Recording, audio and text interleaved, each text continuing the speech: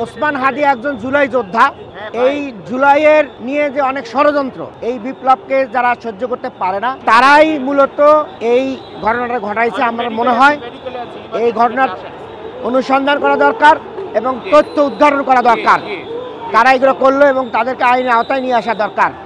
কারণ গতকাল মাত্র তফসিল ঘোষণা করেছে, আজকে একজন সম্ভাব্য প্রার্থীকে নিরাপত্তা দিতে পারল না সরকার। আমরা শুরু থেকেই বলে আসছি যে আপনার অবৈধ অস্ত্র উদ্ধার করা দরকার এবং লেভেল প্লেইং ফিল্ড ঠিক রাখা দরকার, না হলে নির্বাচন বানচালের একটা আমরা ষড়যন্ত্র লক্ষ্য করছি। যে কোনো মূল্যে এই সকল অস্ত্র উদ্ধার করতে হবে, সন্ত্রাসীদের গ্রেপ্তার করতে হবে এবং নির্বাচন নিশ্চিত করতে হবে। নির্বাচন যেন কোনোভাবেই গন্ডগোল না হয় সেই দিকে সবাইকে সজাগ সক্রিয় থাকতে হবে।